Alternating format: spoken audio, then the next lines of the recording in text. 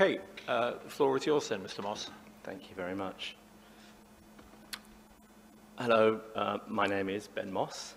I was here 18 months ago at the initial hearing, and I started with a poem, which I'll do the first lines of this time. It's 3:30 in the morning, and I can't sleep. The voices of my great-great-grandchildren are keeping me awake, and they're asking me, what did you do? What did you do when the earth was burning? What did you do when the animals were dying? And here we are 18 months on, and it seems even worse. Everyone's been talking about what's in the news at the moment, so Siberia on fire, or even Ontario on fire is what you've been hearing about, and I'm sure when you get home after your long day's work, you read the newspaper and see these things and go, it's a bit concerning. To introduce myself, I'm an agricultural and woodland worker in North Somerset. I own land there. I've planted personally, or helped organise planting of over 5,000 trees. I'm a director of a cooperative based in Bristol, where I also work. It's received national and international recognition.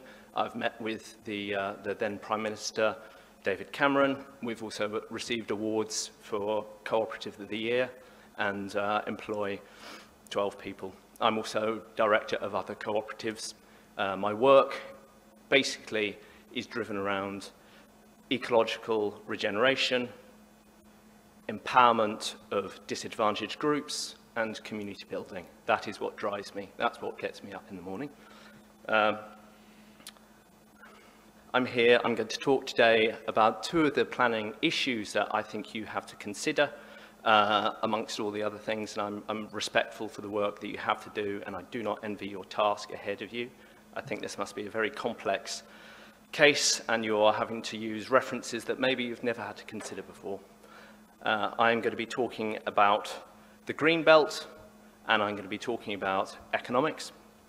I have some brief notes in front of me which I will refer to, but as I said, I will be speaking mostly from my memory and what I know.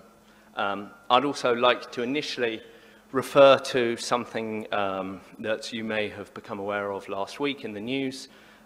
It's a report that came out. It was by a director of KPMG.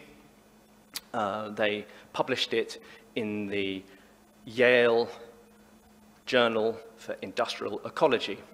And the report said briefly that with current business as usual, business growth, we will see GDP end in the next 10 years, economic growth end in the next 10 years, and we may well find ourselves faced with societal collapse. So this is a director of KPMG. I think it would also be noteworthy for you to recognise that KPMG have a significant office in Bristol. I do not believe that they are represented at Bristol, at Business West, who I understand was speaking yesterday. KPMG, Yale, it's referring to a report from MIT called The Limits of Growth that came out in 1972. It was reported on last week in the Daily Mail. This is mainstream information which is telling us that business as usual has to change.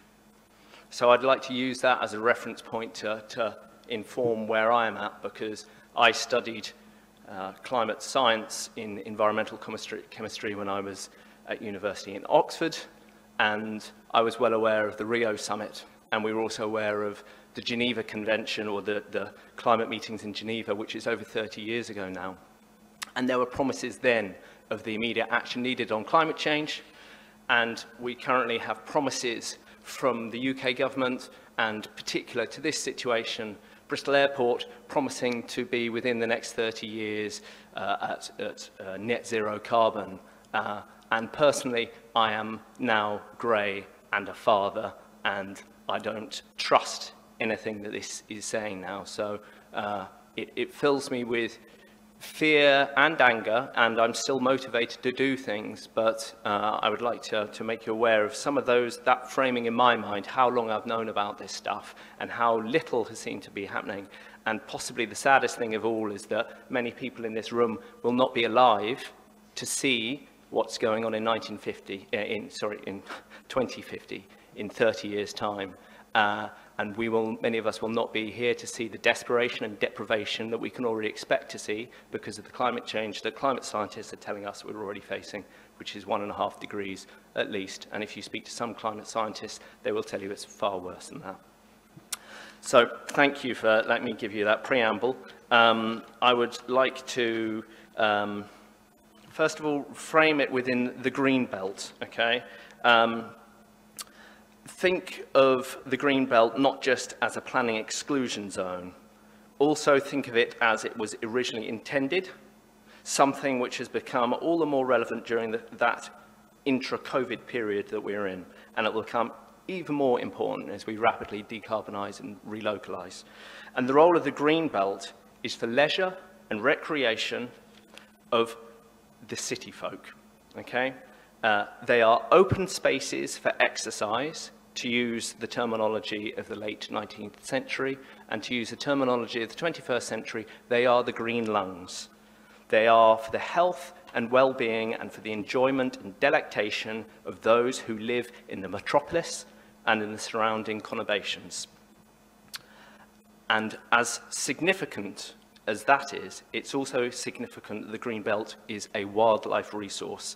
It remains vital not just for ecosystem services that it provides for humanity, but also for the natural world's intrinsic right to exist. You have heard about the climate emergency. You also know that it's an ecological emergency and a nature emergency declared here in North Somerset, in Bristol, nationally. You understand that the climate emergency and ecological emergency are inextricably linked. As the climate changes, we are also seeing massive, and in many places, irreversible biodiversity loss. I know this firsthand. I plant trees, I try and support the nature around me, and I'm seeing loss, and I'm hand-watering things to keep them surviving. The airport is a key protagonist in this wildlife loss. Through their creeping development, increased traffic and atmospheric pollution, and of course their compound impact of increasing greenhouse gases.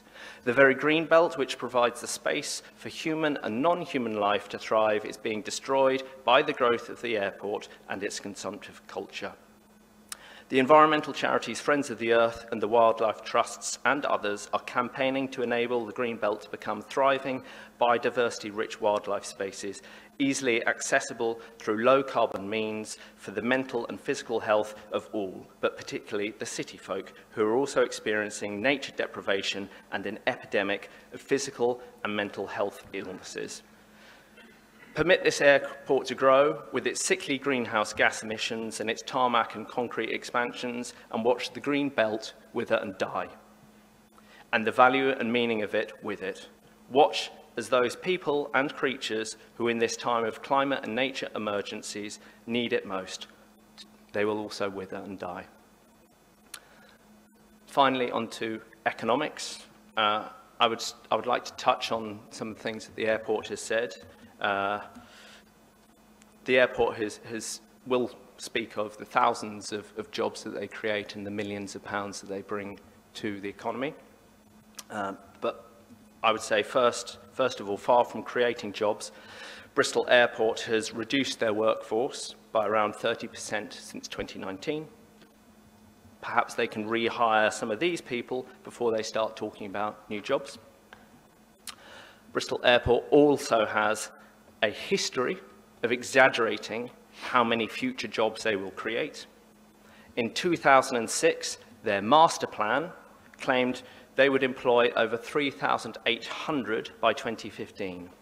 But in reality, they employed almost 1,000 workers less. Those are the airport's figures. And today, they employ even fewer, with nearly 2,500 for 50 different organisations, and the airport itself employs 275. So that's 2,775 over 1,000 below what the airport said they would be doing in their master plan of 2006. Furthermore, expansion will not automatically bring new jobs due to the continual automation of roles within the airport.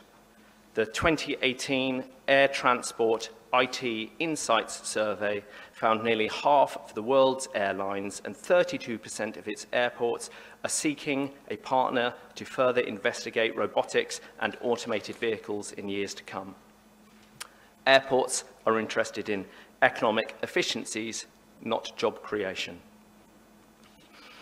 Finally, with respect to Bristol Airport's financial claims that expansion isn't good for the local economy, expansion is not good for the local economy.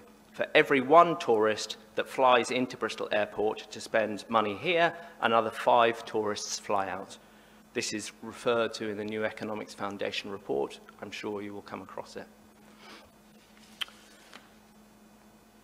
I'd finally like to add some provocations. I really think all they can be is provocations for you, and I appreciate that I'm maybe the last speaker of the week, and you'll go home to your gardens this weekend and you can ponder on these things.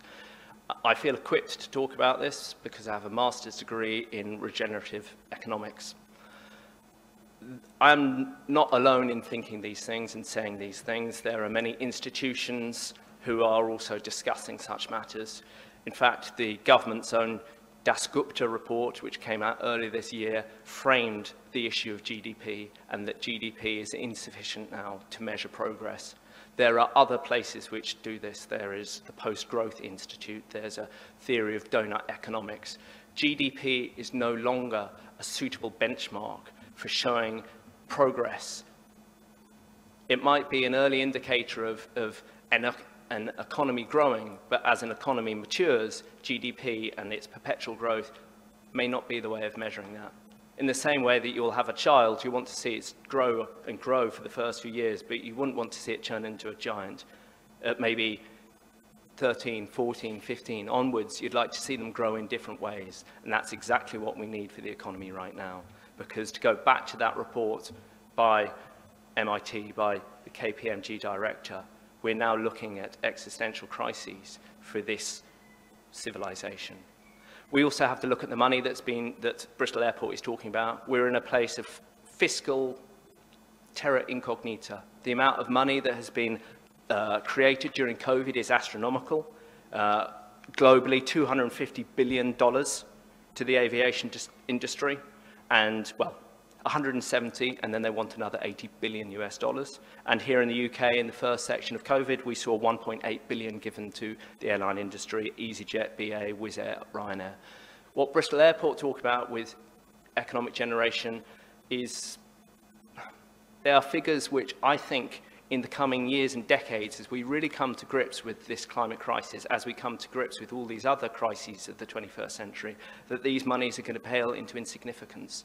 And I would ask you and encourage you to actually use a framework beyond GDP and use a framework beyond what Bristol Airport is talking about, because the figures that they put to you will pale in insignificance to what other investments are going to be needed.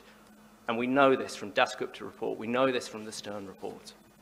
And we have to start thinking in different ways of measuring growth. Thank you, and I wish you well on this weekend. Okay, thanks again, Mr. Moss, for your time.